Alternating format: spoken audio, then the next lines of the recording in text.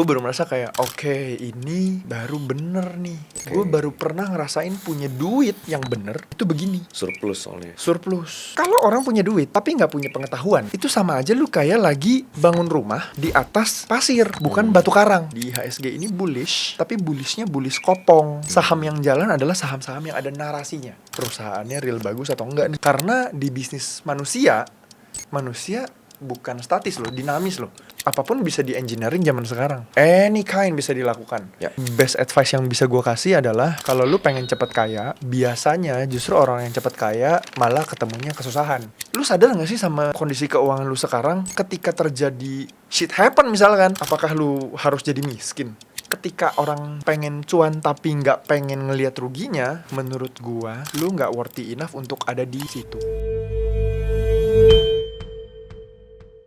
Kembali lagi di Vognomics Podcast. Hari ini kita bakal ngobrol-ngobrol soal finance dengan seorang financial influencer. So please welcome Bro Ken Henderson. Halo Win. Bro, Thank you so much udah mau main Vognomics Podcast. Apa kabar? Baik.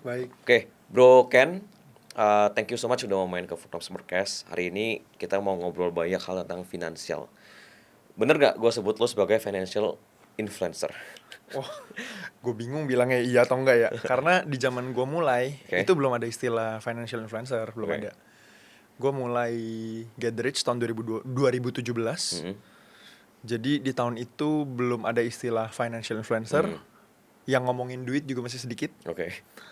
Dan banyak yang hari ini jadi financial influencer, jebolannya Get Rich. Oh, wow, Jadi kalau dibilang bener atau enggak, gue bingung tuh. Tapi lu ngasih edukasi finansial di sosmed lu kan, di media lu kan. Yes. Ya. Jadi boleh lah ya disebut financial influencer. And also, setahu gua, Bro Ken itu juga entrepreneur, juga investor. Yes. Dan gak cuman banyak lah ya, nanti kita bakal ngobrolin invest di mana aja. Boleh. Tapi buat memulai, karena pertama kali juga di podcast ini, boleh dong share backgroundnya Ken. Karena mungkin udah banyak yang tahu siapa Bro Ken Henderson, tapi ada beberapa yang mungkin masih belum tahu. Boleh background karir awal seperti apa, terus sampai akhirnya bikin si Get Rich ini. Oke. Gue mungkin mulai dari keluarga kali ya. Boleh. Jadi kalau orang-orang ngira keluarga gue itu pinter secara duit, salah. Enggak. Justru gue mulai ini dari, ironically, gue bukan dari keluarga yang pinter secara keuangan. Jadi gue, bokap nyokap gue punya duit, bener, punya toko, ya anak gelodok lah ya. Ya salah satu anak gelodok ya gue orangnya gitu. Tapi kalau dibilang pinter ngatur duit, enggak. Justru gue boleh dibilang muak banget. Karena mereka pakai sistem laci tuh. Duit masuk di laci, boro-boro pencatatan jelas, enggak dipakai. Nah jadi gue ngerasa kayak ini kalau diterusin begini terus nih, ini bahaya nih bos. Berarti lu sempat ngebantuin di toko? Yes, sempat ngebantu di toko gitu. Jadi gue ngerasa karena gue kuliahnya pindah jurusan. Gue di sipil Untar dulu. And then gue merasa ini nggak cocok nih. Gue ngomong sama angka tapi ini nggak begini-begini nih. Di zaman itu kan gue belum finance guy, belum. Terus gue ngerasa ini aneh. Gue nggak merasa cocok di sini. Nah gue pindahlah ke Ilkom LSPR. Nah di situ kan gue jeda setahun tuh. Nah gue ke toko karena nggak tahu mau ngapain. Bapak gue bilang udah lu ke toko aja. Nah di situ gue merasa kayak nggak bisa gini nih karena ini nggak wajar menurut gue. Duit masuk duit keluar, lu nggak tahu selisihnya berapa, lu pakai, sedangkan belum tentu ekonomi selalu bagus kan. Nah ya kan orang tua gue nyekolahin gue, nguliahin gue biar pinter kan. Nah gue merasa ini harus berubah, tapi nggak bisa. Karena buat lu yang generasi 2 di bisnis atau generasi 3, pasti lu tahu itu culture sudah mendarah daging. Nggak bisa nih. Dan gue merasa bukan ini tempatnya gue, fieldnya bukan di sini. And then gue ngobrol sama bokap gue mau keluar, gue mau punya jalur sendiri, give me time, kalau berhasil gue minta dukungan dari lu. Tapi kalau enggak, gue akan ke toko, gue akan ikutin cara lu. Turns out puji Tuhan berhasil. Gitu. Tapi ya boleh share nggak penolakan ketika lu suggest untuk mengatur uang dengan cara lu apa waktu itu? Karena mostly kan mereka pasti komennya udah bertahun-tahun begini dan cuan, kenapa harus diganti? Ya, selalu begitu kan. Ya, ditolaknya sih sebenarnya ditolaknya bukan secara keras tapi secara halus. Jadi gue mencoba ngeset apa yang berantakan jadi rapi. Tapi kebiasaan mereka kan berantakan. Berantakan lagi. Mereka nggak bilang menolak sih, tapi masukan kita nggak dilakukan. Gitu. Ini kalau papa mama nonton mohon maaf ya. Tapi ini memang maksudnya cerita gue sebagai anak ya, gue ngerasa kayak gitu. Jadi ya akhirnya gue memulai jalur sendiri deh. Waktu itu mulainya sebagai apa? Dari mana? Jadi gue tuh udah mulai bisnis training dari gue kuliah. Bisnis training? Yes, gue dulu jebolan MLM. Cukup membawa 2 orang. Kapal pesiar. Iya, Singapura, kapal pesiar, apapun itu. Nah tapi yes, gue punya downline banyak. Terus gue merasa nggak bisa nih kayak gini karena gue selek sama atasan gue. Hari Minggu harusnya menurut gue gereja dan pelayanan. Atasan gue bilang, ngapain kamu gereja jam segitu? Gereja di tempat lain banyak. Gereja yang lain aja. Yang penting ini BOP, Business Opportunity Preview. Gue kayak gue gak bisa dengan orang kayak gini nih. Karena gak make sense jalurnya. Dia mengajarkan, ya mungkin kalau teman-teman yang di network marketing ataupun di dunia bisnis insurance yang sistemnya network, pasti ada aja leader yang boleh gue bilang tuh oknum. Lu cicil mobil aja, mobil masih murah gak apa-apa, tapi ini mobil lu sendiri nih. Nah kebetulan si leader yang ngomong ini mobilnya Avanza, di tahun itu paling baru. Tapi keluarga gue jauh lebih berada daripada itu. Jadi it doesn't make any sense untuk gue nyicil mobil Avanza kayak dia dan melakukan hal yang kayak dia. Gue kayak gak masuk. Hitungan lu gak masuk, bos. Karena lu bilang kalau dengan mencicil maka nanti lu lebih semangat. Nggak gitu, bos. Gue bisa beli cash nih masalahnya. Nggak masuk nih hitungannya. Tapi konsep itu lu setuju gak? Enggak lagi. Di dunia sales ya kita ngomongnya. Aduh, agak kurang lagi. Kurang ya. Soalnya gini, ini buat para downline ataupun para agen asuransi yang punya leader kayak gitu. Kita ngomong terang-terangan aja. Leader lu, aduh ini mohon maaf dulu nih ya. Takut salah ngomong gue. Disclaimer. Iya, disclaimer gue. Gue kasih disclaimer dulu ya. Nggak semua leader kayak gitu. Tapi kalau leader yang kayak gitu, lu beli aset dengan modal hutang dan mencicil, garansinya apa kalau itu pasti bakal lunas?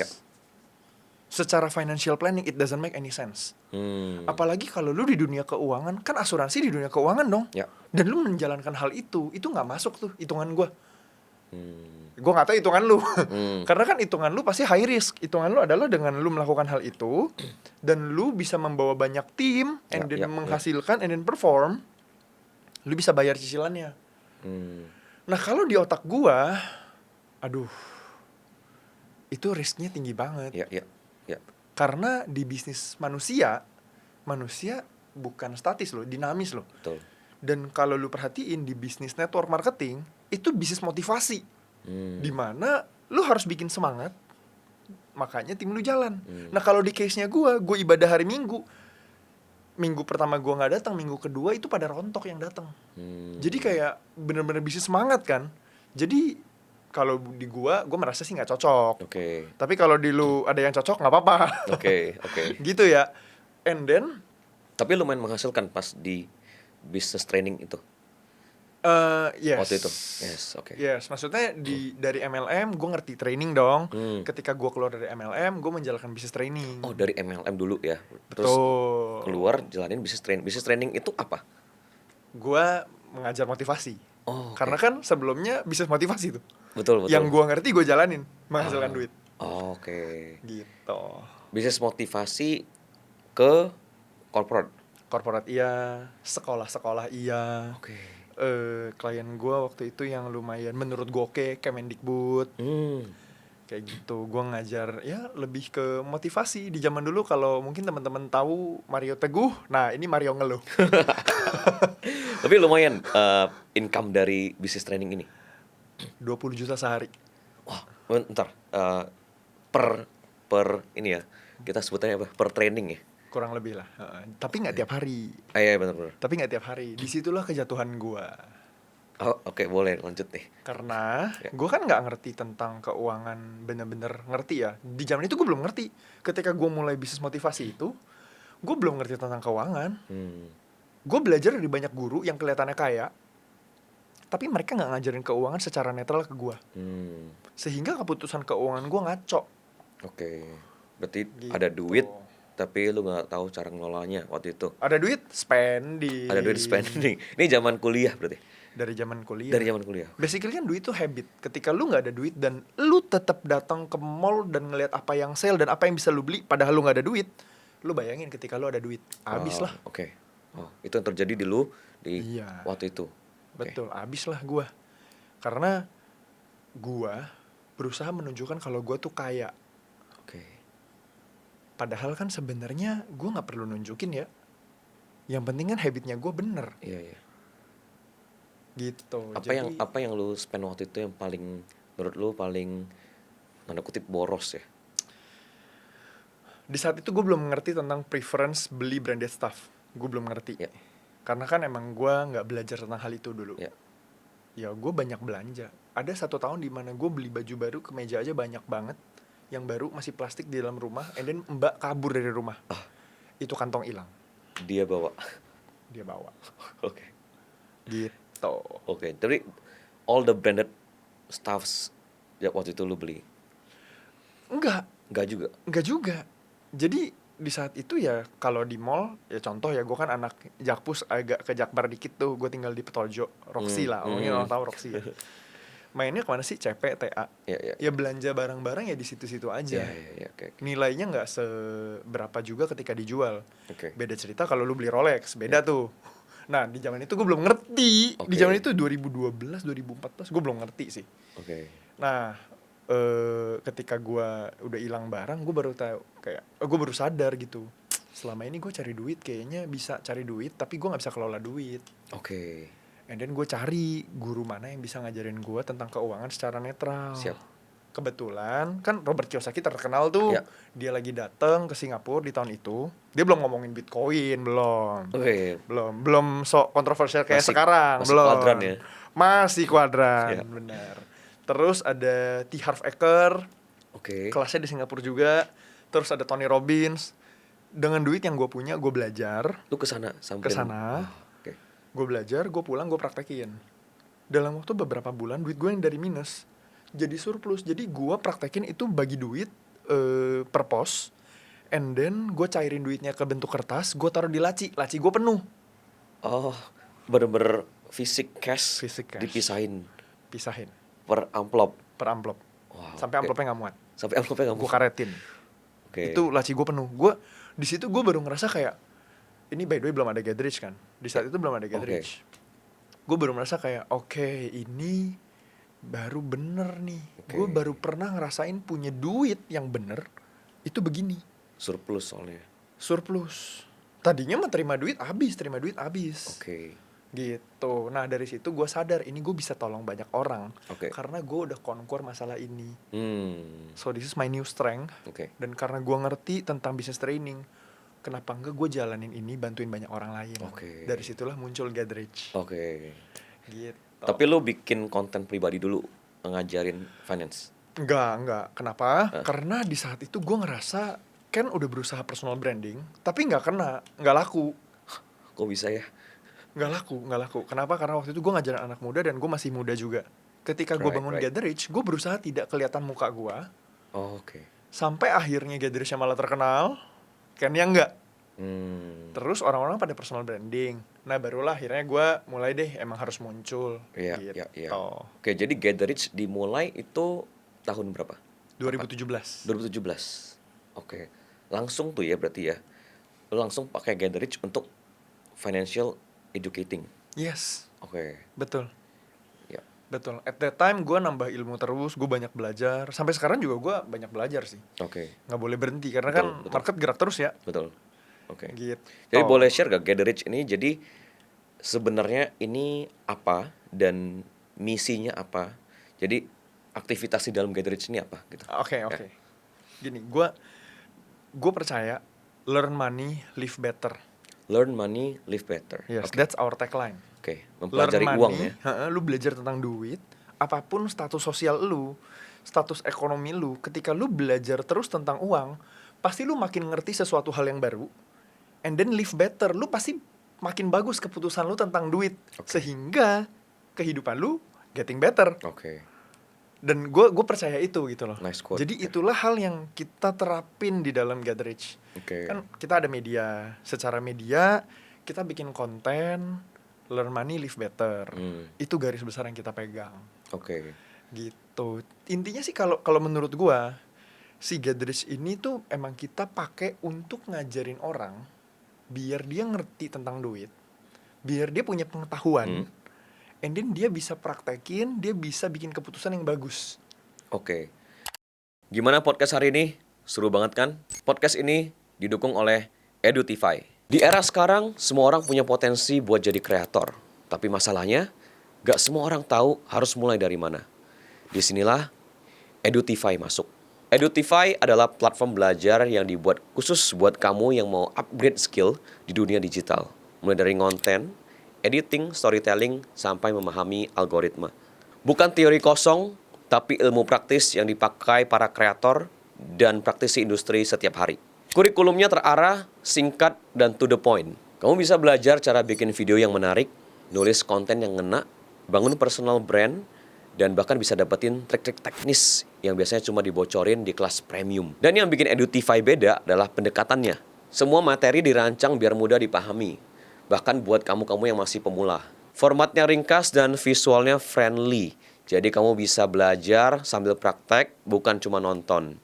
Edutify juga update terus. Setiap bulan ada materi terbaru, insight terbaru dari algoritma, dan juga studi-studi kasus yang relevan dengan kondisi digital sekarang. Jadi kamu nggak bakal ketinggalan tren. Intinya, Edutify adalah tempat buat kamu yang mau naik level sebagai kreator. Lebih percaya diri, lebih terarah, dan lebih tahu cara main di dunia digital. Kalau kamu serius pengen berkembang, Edutify adalah langkah awal yang paling masuk akal. Jadi boleh dibilang ini awalnya semacam komunitas lu bikin untuk orang-orang join, belajar, mengelola uang. Jadi gini, kalau Get Rich itu sebagai medianya. Sebagai media. Betul, and then gue punya Investorich, sister company. Oh iya, gue lihat di IG, bio IG ya. Yes, nah. Investorich itu? Investorich ini adalah, kalau gue bilangnya ini tuh tools buat membantu orang-orang mempercepat pertumbuhan keuangan mereka.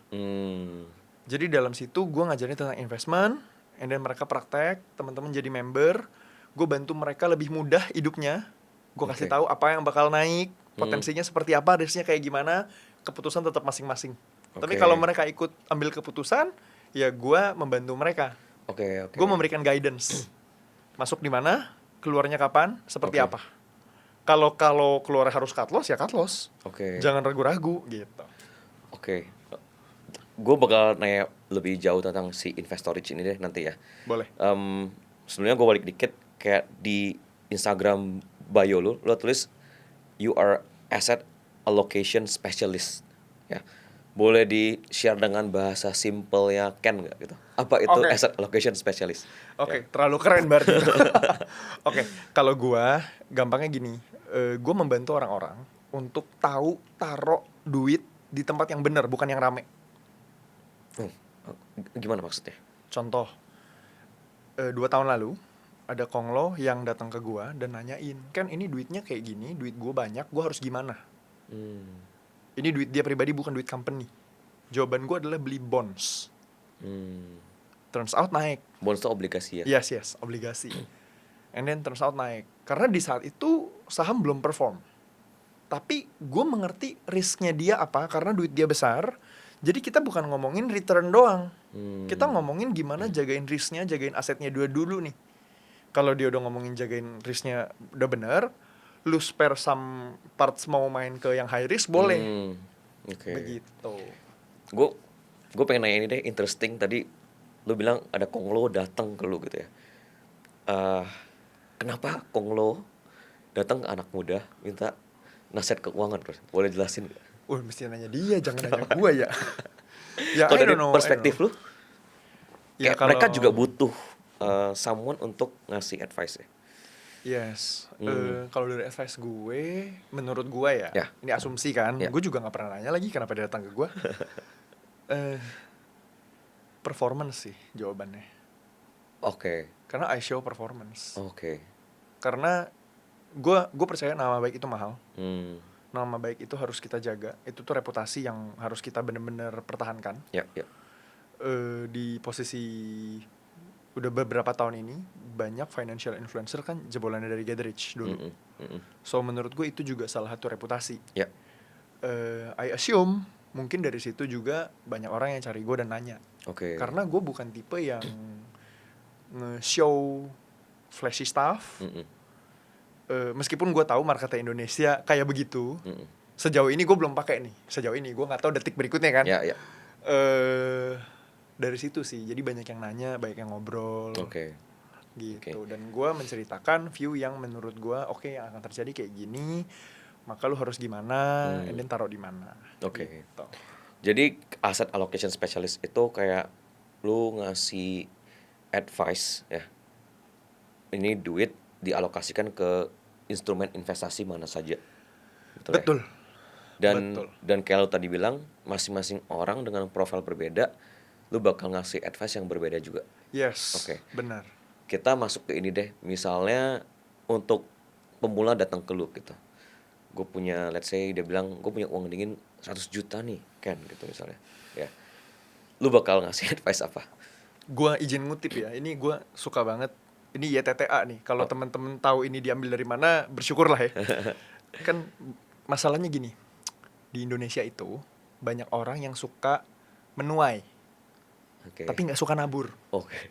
Itu satu. Kedua, umatku binasa karena bukan kurang duit, kurang pengetahuan. Ya kan? Ya. Nah, gue ngerasa kalau orang punya duit tapi gak punya pengetahuan, itu sama aja lu kayak lagi bangun rumah di atas pasir, bukan batu karang. The thing is, untuk lu bangun rumah di atas batu karang, lu butuh effort lebih banyak. Ya. Lu butuh capek lebih banyak, keras kan tuh. Ya. Tapi menurut gue itulah pengetahuan tuh, harusnya. Sedangkan banyak orang yang merasa dia punya duit, dia datang, gue punya duit segini nih, gue mau ngapain ya? Gue cross check biasanya, gue akan tanya, what you know about this? Lu taunya apa nih tentang ini? Tentang ini tuh apa? Iya, tentang aset yang lu tanyain. Apa yang dia mau invest itu ya? Contoh kalau sekarang kan saham Indonesia lagi rame banget. Ya. Gue ngopi di mana aja, sebelah gue bisa ngomongin saham tuh, meja lain. Bener lagi. Mereka baru bisa minggu lalu kejadian tuh ya. Iya kan, ngomongin saham konglomerasi. Gue kayak, baiklah. Tapi kan gue gak mungkin tiba-tiba masuk di obrolan mereka, gak mungkin. And then gue ada sih, jujurnya pernah ada masuk di obrolan orang lain. Cuman orangnya jadi gak happy. Karena waktu itu dia ngomongin, om-om ini udah tua, dia ngomongin BBRI pasti naik nih, bagus nih. Gue masuk banyak, udah umur 60-an loh. Gue intervensi karena dia lagi ngasih tahu ke temennya, yang which is temennya ini adalah bukan supplier ya, dia ini toko service HP and gadget. Gue kebetulan lagi di situ dan gue langganan sama engkau ini. Jadi ketika temennya ngomong itu, ya gue merasa bisa masuk nih, gue ngomong deh. And then turns out bener kan, BBRI jebol bawah. Jatuhnya dalam banget gitu. Tapi dia gak happy waktu itu. Ya gue gak tahu sekarang gimana ya. Omnya udah tua sih. Tadi sampai mana gue ngomong? Yang jadi uang dingin 100 juta? Iya. Gue lebih prefer cross check dulu. Sebenarnya lu ngerti nggak lu taruh duit itu di mana? Iya. Gitu. Jadi kalau lu ngerti lu taruh duit itu di mana, lu jadi harusnya tahu dong resikonya apa. Karena resiko ini menurut gue nomor 1, jagain resiko dulu.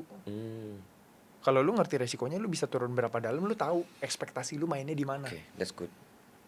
Ketika orang banyak ini pengen cuan tapi nggak pengen ngelihat ruginya, menurut gua lu nggak worthy enough untuk ada di situ. Menurut gua ya. Jadi kalau ada orang yang datang nanya ke gua, nomor 1 gua akan cross check. Lu tahu apa tentang aset yang lu tanyain?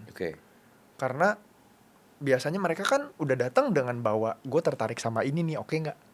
Jadi gua cross check. Gitu. Lu tahu nggak risknya apa gitu ya? Itu Betul. pertama kali ya. Betul. Nggak, biasa gini, dia tanya nih, gue punya uang segini. Hmm. Ini menarik nih. Oke. Kalau misalkan dia cuman bilang gue punya uang segini nih, gue akan tanya, emang lu mau ngapain? Oke. In 5 years, in 10 years, emang lu mau ngapain? Oke. Karena semua di masa depan butuh duit. Ya. Yang butuh duit harus direncanain gitu kan. Ya. Jadi ya kalau dia nggak bisa jawab, gue mau kali 2 nih misalnya, kali 3 misalnya. why? Oh, untuk apa ya? Why? Lu mau ngapain? Oke. Untuk DP rumah misalnya. Ya kalau misalkan lu mau DP rumah, gue akan tanya dengan detail. Lu mau DP rumah, nilainya berapa? Nilai rumahnya. Nilai rumahnya berapa? Oke. Basically ini kan math yang bisa dihitung. Ya. Contoh, lu nilai rumahnya segini. Ya. Lu DP-nya segini. Cicilannya nanti kebayar atau enggak? Ya. Jadi PR-nya gimana supaya duit lu kerja, elunya tetap menghasilkan, DP-nya digedein. Biar cicilannya dikecilin. Gitu. Jadi game yang mana yang lu mau pakai? Right. Gua akan berusaha kasih tahu biar mereka sadar. Oke. Gitu. Prinsip ini lu pakai untuk orang yang mungkin punya uang dingin 5M 10M enggak? Enggak. Sama. Beda. Enggak Oke. Apa yang bakal lu lakuin ke orang-orang yang seperti ini? Gua akan ngukur, gua akan ngecek. Lu mau ngapain? Ada rencana apa? Enggak sih, pengen nambah aja, ya udah. Oke. Gue pernah dapat pertanyaan kayak gini. Gue ada emas gue batangan, emas gue segini kilo, gue ngapain ya? Kemarin emas tinggi banget, jual nggak ya? Gue kayak, lu nanyanya agak telat kok. Kemarin tinggi banget, hari ini udah jebol bawah. Nah pertanyaannya, kalau lu jual, lu mau ngapain dengan duit itu? Ya. Enggak sih, nggak ngapa-ngapain. Ya hold aja gue bilang. Ibaratnya take profit mungkin ya. Iya, tapi masalahnya batangannya gede. Dia masa mau potong sebagian jual gitu kan? Ya jadi batangan deh. Okay. Iya, gue kayak, kalau lu nggak pakai, ngapain kok? Menurut gue sih mending lu hold aja. Okay. Terus gue cek, lu ada aset yang lain nggak? Aman nggak? Aman banget lagi. Aman banget lagi. Koko ini nanya juga ke gue tentang saham dari 2 tahun lalu. Oke. Gue ceritain soal Bumi. Ya. Oke. Dari murah banget kan? Ya. Hari ini harganya 300 lebih. Jadi dia pun bagi aset allocation tuh, mana yang buat high risk, mana yang buat low risk. Oke. Well, menurut gua dengan skala tertentu, needs-nya tuh pasti beda. Oke. Dan most of them punya needs-nya lebih ke mempertahankan nilai supaya nilainya nggak jatuh. Oke. Beda sama yang volume duitnya kecil. Mereka malah mainnya yang high risk. Ya. Bener. Tapi banyak orang yang duitnya kecil malah high risk banget. Ya. Gitu. Sedangkan belum tentu di masa depan aman. Nah, ini tuh menurut gue, ini lumayan agak balik. Di awal lu nanya sama gue background tentang keluarga, karir dan lain-lain ya. Gue kan dari keluarga yang gak ngerti tentang keuangan, and then gue jadi mengerti. Gue bersyukur, gue belajar, keluarga gue jadi pada nanyain advice ke gue juga. Tapi gue lumayan kena kayak reminder yang lumayan hard menurut gue, ketika bokap gue kena cancer. Kemarin berapa bulan lalu. Sorry. Yes. Nah, bersyukurnya gue yang paling fleksibel waktunya. Dan gue bisa nemenin dia. Gue bisa bantu ini itulah. Secara, maksudnya keluarga juga ikut bantu gitu ya. Tapi secara waktu yang paling fleksibel gue kan. Karena gue bisa melakukan bisnis gue di mana aja. Terus gue sadar, untung banget gue waktu dulu tuh menyadari kalau cara ngatur keuangan gue salah. Bayangin kalau enggak. Apa yang akan terjadi ketika bokap gue kenapa-napa kemarin? Wah, itu pasti repot banget. Nah, tapi ini kan pengingat buat gue, masalahnya orang lain tahu nggak sih hal ini? Lu sadar nggak sih sama kondisi keuangan lu sekarang ketika terjadi shit happen misalkan? Apakah lu harus jadi miskin?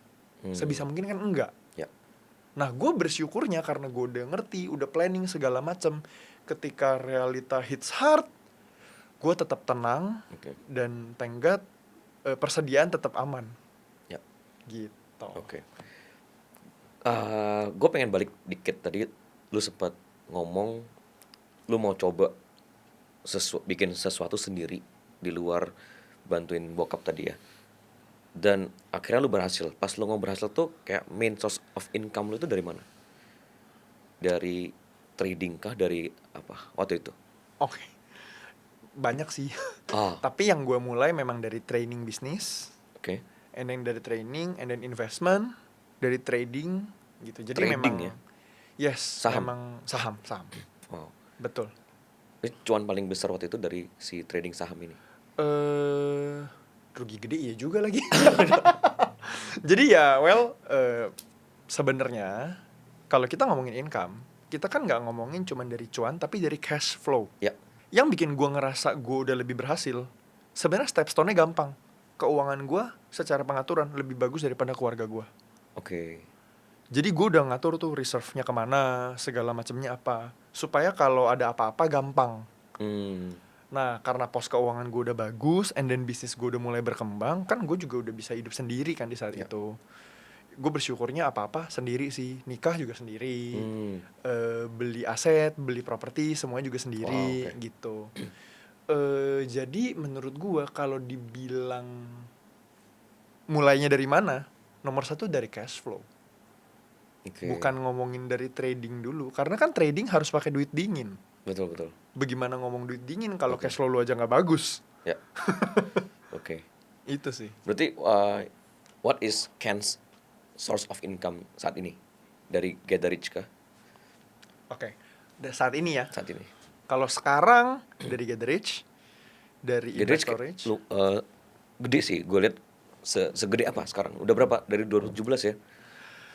Gue nggak bisa bilang gede karena itu baru di Instagram.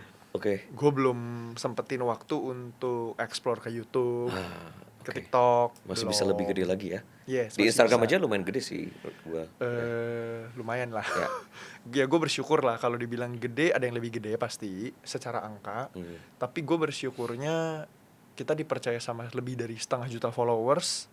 Banyak yang follow kita dari awal juga. Karena yang emang kita taruh itu lebih ke soul-nya sih. Gue bingung menjelaskan ini pakai kata-kata, tapi gue merasa emang kita terpanggil untuk sharing hal ini karena kita udah jatuh duluan di keuangan. Ya. Sehingga ketika kita bangkit, kita ngerasa itu strength yang Tuhan kasih, dan itu yang kita share.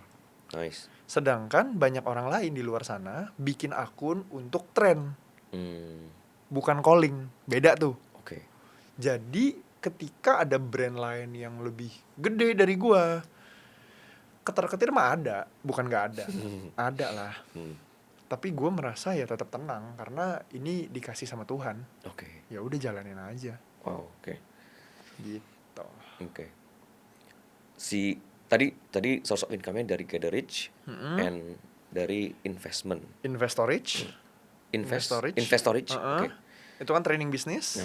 Terus dari investment sama dari trading. Tapi trading ya gue santai-santai lah. Udah santai-santai. Iya. Udah nggak se-high risk dulu kali ya. Justru gue baru berusaha naikin risk gue lagi. Jadi gue high risk banget pas sebelum merit. Begitu gue merit, gue jadi turun ke low risk. Tapi jadi nonsense kadang, terlalu konservatif. Terlalu aman. Iya. And then one day gue ngomong ke bini gue, Beb, nggak bisa gini sih kita. Nggak make sense menurut gue.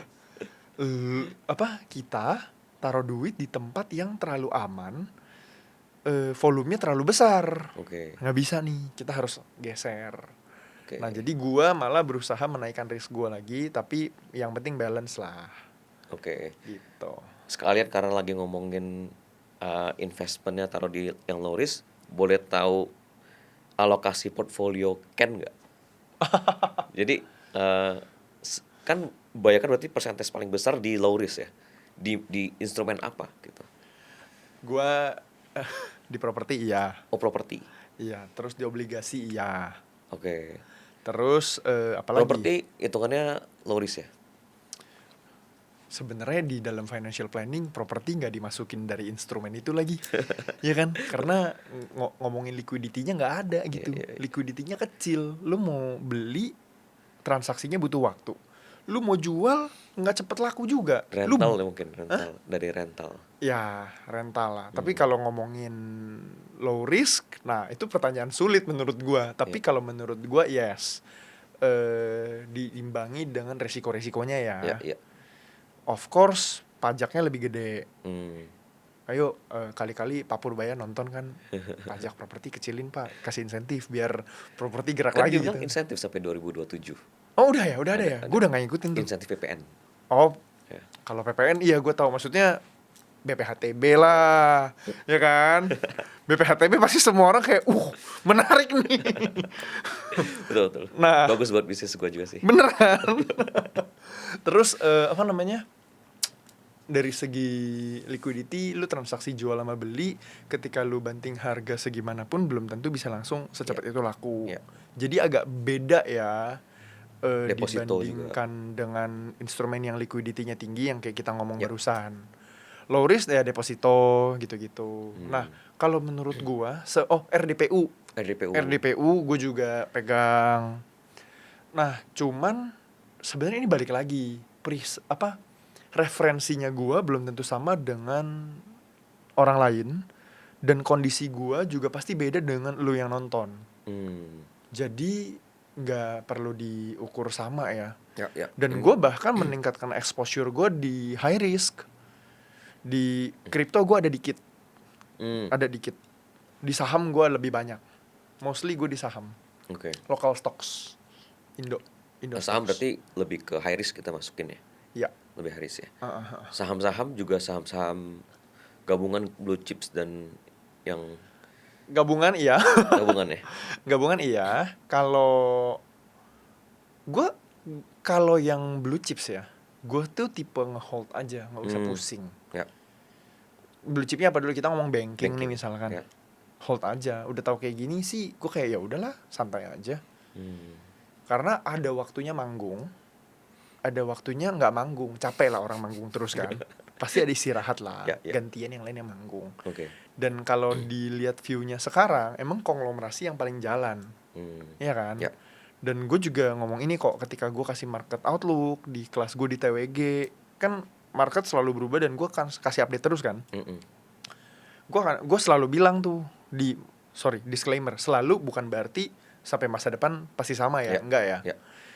Memang belakangan 1 tahun ini tuh gue udah bilang, jadi lu lihat deh di IHSG ini bullish, tapi bullishnya bullish kopong. Saham yang jalan adalah saham-saham yang ada narasinya.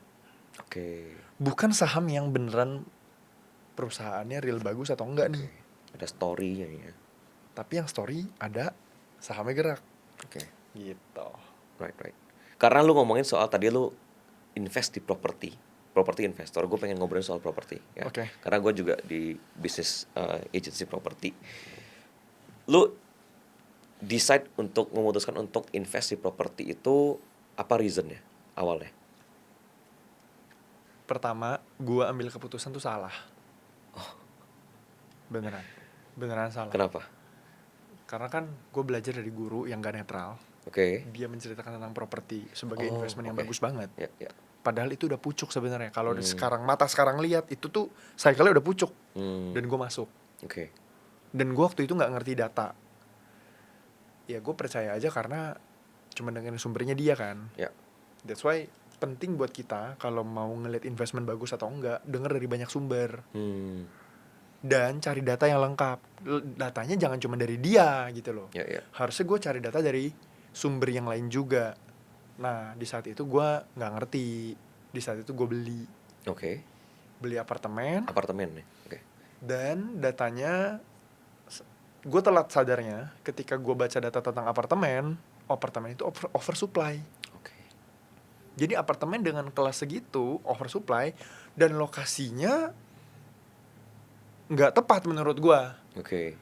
Gitu. Gue cicil 11 juta sebulan. Dengan income gue yang 20 juta sehari tapi nggak tiap hari.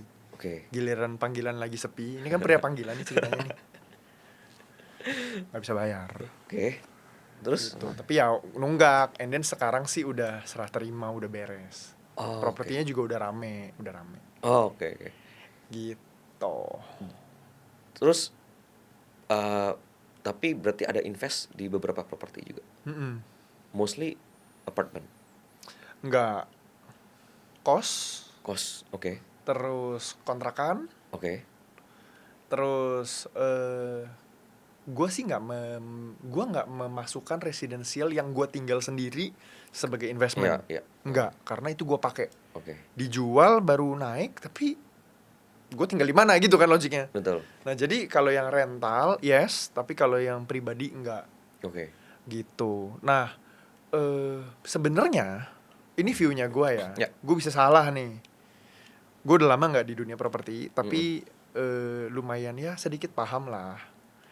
Basically yang paling penting itu lu ngerti tentang keuangan lu sendiri sebelum lu keputusan untuk beli properti. Jadi lu harus make sure neraca keuangan lu sehat atau enggak. Neraca ada yang mungkin nggak nangkep gitu ya. Tapi kalau SMA-nya IPS nangkep lah. Tapi intinya kan cash flow itu lu bandingin duit masuk sama duit keluar. Terus lu bisa ngelihat surplus atau minus. Jadi kalau lu tidak mencatat, lu tidak mengukur, cuman pakai perasaan, nggak bisa tuh. Sedangkan apapun yang bisa diukur bisa ditingkatin kan? Paling gampang apa lu lihat ban motor, ban mobil. Kalau kita kempes kan kita datang ke tukang tambal ban di SPBU. Dicek dong tekanan anginnya, itu aja pakai pengukuran kan, bukan asal nambel. Betul. Nah, jadi kalau orang yang ngerasa duitnya mampu, tapi ternyata punya bocor alus banyak di banyak tempat nih, ya bahaya. Jadi menurut gua nomor 1 harus ngecek cash flow dulu, masuk sama keluar, and then lihat di neraca beban sama aset bagaimana nih. Jangan sampai salah bandingin. Contoh salah bandingin. Gua nggak pakai orang luar, orang sendiri nih. Bokap gua membandingkan asetnya yang tidak liquid, aset tidak lancar, dengan hutang bank. Papa bisa ngutang bank, aset banyak. Asetnya apa? Properti. Propertinya banyak. Tapi ketika ngambil utang, bandingin ke situ, dia merasa dia bisa bayar. Padahal kan gak gitu. Harusnya kalau lu ngomongin utang, lu bandingin debt to equity ratio. Bukan dengan aset lu yang tidak lancar ini. Karena likuidasinya lama. Dan tergantung makroekonomi. Dulu properti bagus. Sekarang belum bagus, bukan gak bagus. Belum bagus. Ada cycle-nya lagi nanti. Tapi kebetulan sekarang lagi gak wangi aja. Ya kan? Dan itu pun ngomong gak wangi tergantung di kelasnya berapa. Belum tentu di kelas yang kita ngomongin levelnya sama nih. Betul. Ya kan? Contoh, gue kasih contoh. Properti yang size-nya justru bawah banget. Lu beli dengan harga murah, ROI-nya bisa tinggi. Gue gak sebutin di mananya ya. Kalau nanti gue sebutin semua orang beli, repot bos. Beli harga murah, kepala 1, sewa 20 juta per tahun. Tapi jangan bilang tempatnya bagus. Parkir motor aja lecet. Motor sama motor nempel. Bagaimana ngomong parkir mobil? Banyak yang tinggal di sana dan bawa mobil juga. Jadi mereka udah rela aja mobilnya lecet gitu. Tapi 2% ya? 2% setahun ya? Enggak. Kan kepala 1 tuh, sorry, kepala 1 bukan 1 M.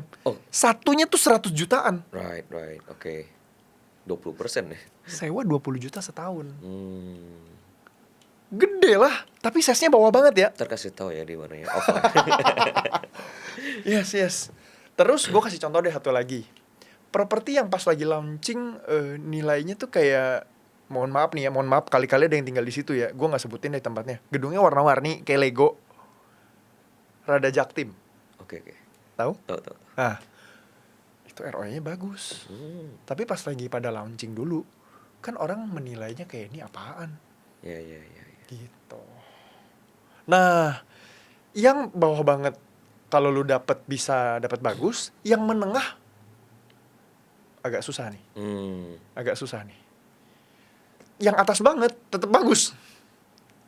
Tapi kapitalnya harus gede. Nah makanya kalau lu ngomongin properti nih, menurut gua ada 2. Lu ngelihat dari sisi use-nya lu mau apa nih? Buat lu sendiri mau pakai atau mau investment. Jadi lu mesti ngerti supaya nggak kecebak dengan properti pasti harganya naik. Ya. Gitu. Setuju. Satu lagi menurut gue, ini gue nggak pegang datanya, tapi lu boleh cek pertumbuhan penduduk. Menurut gue ini penting banget karena ini agak unik ya. Basically gue nggak tahu apakah I'm still qualified untuk ngomongin tentang properti. Tapi ini logiknya kita pakai. Oke. Kalau lu lihat di satu daerah buka area baru, lalu rame semua ke situ. Ini jumlah demand-nya seberapa banyak? Ya. Sampai digadang-gadang area itu bakalan rame. Gitu. Jadi harus dihitung tuh. Terus kalau misalkan lu ngomongin invest, yang dihitung pertumbuhan penduduk, pergeseran penduduknya ke arah mana. Kalau gue pribadi, gue melihat ke arah baratnya Jakarta, going well. Oke. Baratnya Jakarta itu berarti Jakarta Barat dan sampai ke Tangerangnya situ ya? Ya, bener. Gue nggak ngomongin mereknya lah ya, tapi lu pasti tahu lah. Ya, Tata kota lebih bagus, bener. Gue yang ngomong ya? Iya, lu yang ngomong ya. Tata kota bagus, ya kan? Tata kotanya lebih bagus, lebih menarik. Menurut gue itu... Gimana podcast hari ini? Seru banget kan pembahasannya? Dan podcast hari ini disponsori oleh Friends with Brew. Kalau kamu lagi cari coffee shop yang bukan cuma enak buat minum kopi, tapi juga nyaman buat kerja, ngobrol, atau sekedar recharge dari hektiknya Jakarta, kamu wajib cobain Friends with Brew. Begitu masuk, suasananya langsung kerasa warm, homey, dan gak dibuat-buat. Interiornya simple, lightingnya lembut, musiknya pas, bikin kamu betah duduk lama tanpa terasa waktu berjalan. Kopinya juara, rasa dan roastnya konsisten, gak terlalu kuat tapi masih punya karakter. Entah kamu suka latte, americano, atau manual brew, semuanya diracik dengan detail yang niat. Dan kalau kamu bukan coffee person, tenang, minuman non-coffee dan makanannya juga enak banget. Ada pilihan pastry, brunch menu, sampai snack ringan yang cocok banget buat nemenin kamu nongkrong. Yang bikin Friends with Brew spesial adalah vibe-nya. Ini tipe tempat yang bikin kamu berasa lagi di ruang tamu rumah teman sendiri. Gak ribut, gak sumpek, dan pelayanannya ramah banget. Lokasinya juga strategis, gampang dijangkau, dan jadi hidden gem buat orang-orang yang pengen cari tempat nyaman di tengah-tengah kota. Intinya, Friends with Brew bukan cuma sekedar coffee shop. Ini tempat kita istirahat sebentar, atau buat ngobrol dari hati ke hati, atau cuma sekedar duduk sambil mikirin hidup. Kalau kamu belum pernah mampir, trust me, you are missing one of the coziest spots in the city. Emosi yang dijual bagus banget. Menurut gue, emosinya dijual bagus banget. Tapi secara value, belum tentu semua orang merasa ini bagus. Ya. Iya kan? Kalau gue, daripada beli baru, gue cari second. Gue hampir beli by the way buat gue pakai. Cuman bapak gue bilang, Ken, jangan pindah ke sana lah. Kalau bisa masih Jakarta aja. Masih Jakarta biar papa kalau mau main gampang. Oh, gitu. Pas lagi COVID gue mau beli. Gue hampir beli tuh. Enggak pas COVIDnya, after COVID ya. Iya. After COVID gue dapat harga 2M untuk 8x18. Wow, oke. Di perumahan di area situ. Depannya Ali, belakangnya tebak aja. Iya. Jadi menurut gue, kalau gue pribadi ya, gue mendingan ngobrol sama para agen and then cari mana yang harganya masih make sense. Begitu. Baik, mending second ya tadi ya. Gue pribadi ya. Pribadi, ini kan perspektif lu. Perspektif gue nih. Ya. Belum tentu orang sama ya. Iya. Gitu. Nah, masih properti, masih seputar properti. Menurut lu ya, kayak di zaman-zaman sekarang sampai mungkin tahun depan nanti, kayak lu prefer, ada yang ngomong soalnya kayak kalau investment mending commercial property dibandingkan residential property. Lu ada komen gak soal itu? Itu gue kalau komen bisa panjang sih. Enggak, gue lebih nanyanya sekarang komersilnya di mana? Oh, let's say ya. Kan kalau komersial ada gudang, ada ruko. Areanya maksud gue. Areanya ya? Iya, Okay, areanya nih. Oke. Kalau gudang Masih ke arah sana menurut lu? Nah, Barat. Kalau kita ngomongin tadi pergudangan, itu mesti kita lihat dari segi industri. Industri naik, pergudangan pasti gas. Of course. Terus kalau ngomongin ruko gitu ya, gue ngeliat trafficnya sih. Ya. Kita lihat pergerakannya ke arah mana. Tadi kalau gue sempat ngomong pertumbuhan penduduk bukan cuma dari dalam, dari luar gimana? Contoh yang di utara Jakarta sebelah kiri, ya kan? Pik ya? Yes. Yang ngomong lu, bukan gue. Iya kan? Ya. Ih, ramenya bukan orang lokal, coy. Iya. Gue pergi main basket. Yang main basket di situ sama gue kira orang Indo. Bukan. Bukan ya. Kalau gue kan kebetulan aja lahir sipit, tapi gue Indonesia gitu. Yeah. Nah mereka bisa ngomong Indonesia tapi kok pelo. Gue nanya lah, lu Indo? Bukan. No. Gitu. Jadi kayak pertumbuhan penduduk faktornya apa aja dilihat tuh menurut gue. Kalau ada pergeseran penduduk yang seperti itu yang tadi lu sebutin, berarti boleh dipertimbangkan. Boleh lah. Untuk invest di properti di area situ ya. Boleh lah, menurut gue boleh. Karena kalau dia berhasil narik crowd ke sana dan beneran hidup ya, bukan cuma sesekali. Kalau menurut gue sesekali itu event. Contoh juga di area yang tadi lu sebut, dia bikin ramai satu area, tapi ujung-ujungnya sepi lagi. Oke. Nah, menurut gua nih, itu momennya sebentar.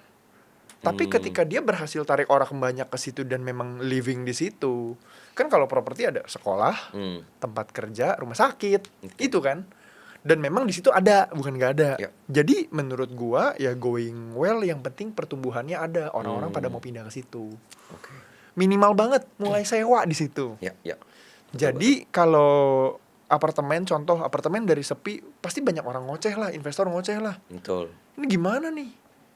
Ujung-ujungnya apa? Secara market ada dua hal. Dia akan sewa murah supaya rame dulu. Yang kedua jual murah kalau lagi BU. Dan itu yang pasti akan terjadi secara pergerakan market. Gitu. Yeah. Sekali lagi disclaimer, gue bukan orang yang qualified untuk ngomongin ini. Lu kan praktisi langsung sebenarnya. Ya. Tapi tadi lu sebut lu invest di kos-kosan juga ya. Gimana sih market kos-kosan ini saat ini? Dari segi ROI ya? Gue nggak aktif yield. segitunya sebenarnya. Dan ini sudah barang lama. Jadi kalau ditanya, ya oke aja. Masih cuan. Cuman sebenarnya gini, lu butuh orang yang bisa jaga di situ. Unless lu harus tertanam di situ. Betul. Agak PR kan. Betul. Gitu. Jadi ya yang penting cost ya. Betul. Jadi lebih ke bukan costnya, tapi lebih ke gimana cara monitoringnya sih. Monitoringnya sih menurut gue yang paling penting. Oke. Gitu. Tapi demand-nya masih ada ya untuk kos-kosan ya? Oh, demand mah pasti ada. Ada ya? Demand pasti ada. Karena kan kalau ada kerja, sekolah sama rumah sakit, orang pasti butuh. Makanya ngeceknya itu dulu sih menurut gua. Dan ngecek emang areanya rame atau enggak. Nah, ini ada cara yang menurut gua old school banget. Tapi masih kepake sampai sekarang. Ditongkrongin. Betul. Bener. Tongkrongin. Nah, ini nggak tahu ya, cara lo sama cara gue bisa beda, dan gue bukan orang yang ahli di bidang ini, tapi ya tongkrongin, beneran hitung, beneran make sense gak nih? Karena banyak orang yang, banyak pihak, banyak oknum, kalau lagi mau jualan, contoh jualan bisnis, dia tulis di LK-nya seakan-akan bagus banget, realnya jelek. Nah, menurut gue, apapun bisa di engineering zaman sekarang. Financial engineering kan rame. Betul. Any kind bisa dilakukan. Ya. Yang real adalah lu beneran lihat pakai mata lu dan lu hitung sendiri bener atau enggak. Menurut gua. Ya. Wow, itu insight properti based on praktisi investor sendiri. Disclaimer, bukan ajakan untuk membeli ya. Ya, disclaimer ya. Saya bukan siapa-siapa. Oke. Kita masuk ke sekarang kan lu mulai ngebantu orang untuk mengelola dan mengembangkan uangnya lewat Investorage ya. Berapa member sekarang di Investorage? 600-an member. Activity-nya apa? Berarti ini kayak lu buka kelas ini kah, buka kelas saham, kelas investment kah apa? Yes. Jadi banyak orang nanya sama gua kan, lu buka financial consultation gak sih? Gue mau konsul dong. Jawaban gue sorry banget enggak. Karena gak cukup waktunya. Dan harganya juga mahal. Kecuali lu mau bayar mahal banget, gak apa-apa. Okay. Nah, gua itu ada kelas namanya The Wealth Game. Oke. Di The dalam Wealth Game ya. The Wealth Game, gue singkatnya Wow. TWG. TWG. Okay. Betul. Nah di TWG ini ya teman-teman belajar tentang market dalam konteks saham ya, saham Indonesia. Yeah. Gitu. Nah di TWG ini lu belajar, and then selesai dari TWG lu punya pilihan, lu mau jadi member atau enggak. Terserah. Gitu. Oke. Okay. Bedanya ya kalau lu nggak jadi member ya lu bisa ambil keputusan sendiri. Cuman kan kalau sendiri kadang suka galau ya. Ini gimana nih? Jadi kalau bareng-bareng lebih? Nah kalau di member bareng-bareng dan gue jadi guidance, gue jadi guide buat lu, gue menuntun, gue kasih tahu masuk di mana, keluar di mana. Nah yang orang sering lupa soal exit. Lu masuk ke sebuah investment, tapi lu nggak mikirin exitnya. Maling aja mikir. Iya kan, maling mau nyolong di rumah orang, dia pantengin rumahnya kosong kapan, cara masuk gua gimana, cara keluar gua gimana. Jangan sampai dia berhasil masuk, dia nggak bisa keluar. Iya kan? Nah yang kayak gini tuh kita kasih ngerti, kita kasih paham, dan kita kasih bimbingan lah. Ibaratnya tuh guidance tuh, gua kasih tahu, lu exitnya di sini ya. Dalam arti kayak setelah berapa persen lu exit nih? Gitu. Yes, betul. Udah naik sampai mana, waktunya exit. Udah turun sampai mana, waktu exit. Sedangkan banyak di luar sana orang-orang yang kena jebak, disuruh tahu ini masuknya di sini, keluarnya nggak dikasih tahu. Oke. Jadi saham only ya di Investorage ini ngajarin? Yes, so far iya. Gua ada instrumen lain, tapi jadi gue bikin beberapa payung lah, kurang lebih gitu. Oke. Yang nge-guide mereka langsung Ken sendiri? Yes. Untuk pelajari market ini? Gua bangun tim, jadi nggak gua doang, tapi timnya under gue. Kalau misalnya ada yang nanya kayak gimana cara mengukur kredibilitas orang atau tim dari Ken untuk ngajarin saham ini atau ngajarin baca market ini? Antara melihat portfolio atau ngelihat apa gitu? Enggak. Bukan gitu. Jadi credibility-nya bukan mereka yang ngajarin, gua yang ngajarin. Gua yang nge-cross check gimana saat ini, hasilnya sejauh ini gimana. Jadi journey-nya dia udah sampai mana. Terus ketika melewati fase market kayak gini gimana. Jadi bukan cuma ngomongin pas bullish. Kalau pas lagi bullish, semua orang ngerasa jago. Semua orang mau buka kelas saham. Iya kan lu? Lu lihat aja pas lagi saham bullish nih sekarang, banyak influencer tiba-tiba tadinya bukan siapa-siapa muncul ngomongin finance. Ya kan? Tadinya bahkan bukan influencer, dia jadi ngomongin finance, dia jadi ngomongin saham, bikin konten tentang saham, lalu buka kelas. Gue kayak, ya nanti lihat aja pas lagi bearish masih ngomong nggak? Oke. Gitu. Yang ngebedain menurut gue, lu ada skin on the game atau enggak? Maksudnya lu beneran taruh duit lu di situ atau enggak? Iya, setuju. Dan lu beneran mau belajar terus atau enggak? Lu sendiri masukin di apa yang lu advice ya gitu ya? Iya dong. Itu kuncinya. Ya contoh aja ngomongin bumi, gue beli dari 90 turun ke 80, turun 70 nggak beli, gue lagi liburan soalnya. Seminggu itu turun waktu itu. Habis itu balik lagi 80, 90, beli lagi 100, 120, 130 gue beli. And then gue biarin aja. Nah ketika gue ngomong ini di TWG, gue bocorin. Jadi kalau lagi di TWG tuh gue kasih tahu ini saham yang bakal potensi gerak nih. Tapi gue kasih disclaimer ya, kalau lu ikut TWG kan lu cuma sekali doang. Ya jaga masing-masing. Tapi kalau jadi member nanti kan gue bantu jagain. Jadi terserah. Tapi bukan gue nggak spill, gue kasih tahu. Dan mostly geraknya naiknya gila banget. Yang gue call. Banyak nggak masukin ke bumi? Apa nih maksudnya nominal? Kalau lu lihat story gue sebelum-sebelumnya, lu cari di highlight gue lah. Ada ya situ ya? Ada di highlight. Pas lagi minusnya juga lumayan. Oke, buat closing Ken, gue pengen tahu pandangan lu soal banyak banget sekarang financial influencer yang bikin konten 10 juta jadi 1M gitu dalam beberapa waktu sebenarnya, seperti itu gitu. Kayak apa pandangan lu terhadap fenomena ini untuk closing ya, dan apakah seharusnya untuk mengembangkan wealth ya kita sebutnya itu, apakah seperti ini jalannya gitu? Bener gak sih kayak gitu ya? Gue nggak bisa bilang bener salah. Oke. Tapi gue pakai analogi tabur tuai. Kalau lu nabur, lu expect-nya seperti apa? Bisa dia tuainya sampai seberapa banyak? Masalahnya dari nabur sampai nuai itu butuh waktu, butuh nunggu. Yap. Nah, lu sebagaimana nih ngelihat fenomena ini? Untuk lu lihat bener nggak sih, real nggak sih? 10 juta jadi 10 M gitu kan? 0,9 tambah 0,10 ya, jadi 10 tuh. Ya kan M 0,9 10 M sama modal ini cuma 6 10 juta. 7 lah. Berarti kan nolnya dikali 3 tuh kali 1000. Bukan nggak, menurut gue bukan bener atau salah, tapi lebih ke nggak instan. Nggak instan. Jadi gue pribadi di zaman sekarang tuh banyak banget konten yang ngehook, yang clickbait. Gimana caranya lu untuk membedakan dia real atau enggak? Cek reputasinya aja. Kalau dia anak baru lalu dia ngomong kayak begitu, menurut gue agak kayak hati-hati dulu gitu ya. Bukan salah, tapi cek dulu bener nggak. Right. Gitu. Ada historicalnya nggak?